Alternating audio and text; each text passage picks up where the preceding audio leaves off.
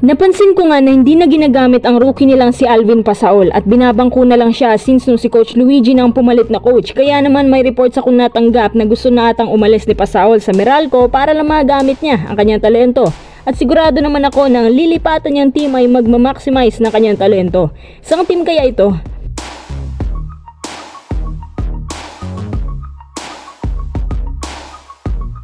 James Yap, usap-usapan ngayon na magkakaroon din daw ng jersey retirement ceremony sa Magnolia bilang pagbigay credit sa lahat ng naambag niya sa prangkisang ito. Bago tayo magpatuloy, kung nais mong suportahan ang aking channel, just click subscribe and share. Akala namin injured si Pasaol, yun pala naghahanap lang ng tiyempo ang rookie na to kung kailan siya gagamitin ng coach nila na wala namang tiwala sa kanya. Alam niyo nung si Coach Black pang coach dito, unti-unti nang lumalabas ang kumpiyansa niya at unti-unti na rin siya nakikilala sa PBA bilang isang magiging legit big man.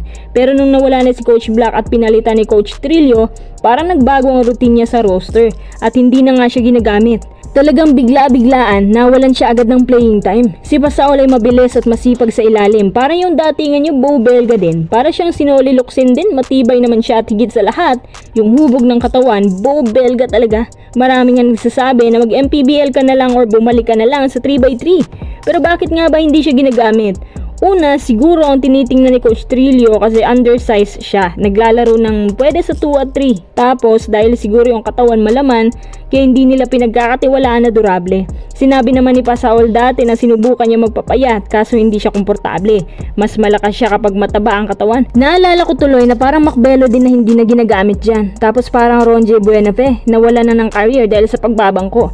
Yan ang nga bang sinasabi ko na kahit nasa contender team ka nga, nagpapainit naman ng puwet. Malaki ang disadvantage ng player kapag laging bangko kasi hindi magiging matibay ang pundasyon nila. Mangangapa pa rin sila kahit tumagal pa sa PBA. Kaya naman aalis na lang itong si Pasaol at maghahanap ng team na babagay sa kanya na kayang mag-maximize ng kanyang talent kahit undersized. Ang pinakaunang option, rain or shine. Kapag kay Coach Yang ka, hindi ka talaga mababangko. Parang 25% lang sa mga players dyan sa Ross ang hindi pinapalaro. Habang yung iba may sapat na playing time talaga. Halos puro young talent silang lahat. Pero yung mga galawan, grabe, napaka-reliable na. At sakto din na si Belga may edad na. Kailangan niya nang may magmamana sa kanyang playing style. Kung undersized man si Pasaol, may kalalagyan siyang posisyon na kung saan siya nababagay at komportable.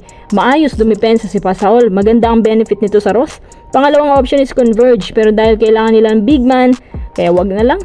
Pangatlo, Blackwater Terra Firma. Depende na lang yan kay Pasaol. Siguro kapag napalitan ang coach, saka pa siya mapapansin at gagamitin. Para sa akin, good choice kung aalis siya dyan sa Meralco.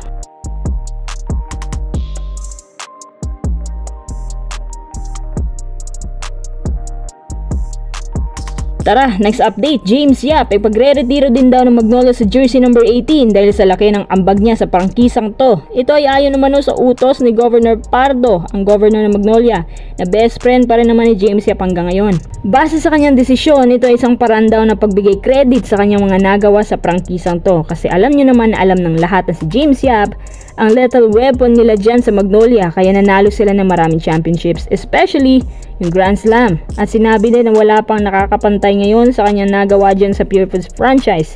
Sana naman mapagbigyan kasi hindi din basta-basta yung pagiging clutch master niya dyan sa Magnolia.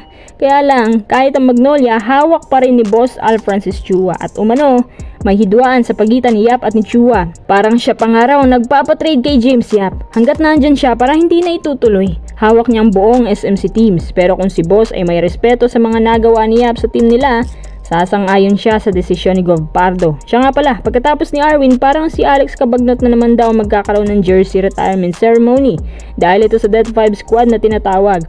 Habang sa Magnolia, retired na si Ping at si Simon. Si Yap na lang hindi pa. Di ba big 3 nila yan sa Magnolia? After nila magretiro, wala nang sumunod sa kanila. At ang Magnolia ngayon, hindi na magkanda o gaga. Kulalat pa nga. Ang huling-hiling ng ilang Mags fans na kung hindi man nila pinabalik si Yap sa Magnolia, kahit sa jersey retirement ceremony lang, matupad ang kahilingan nila na i-credit si Yap sa Pure Foods franchise.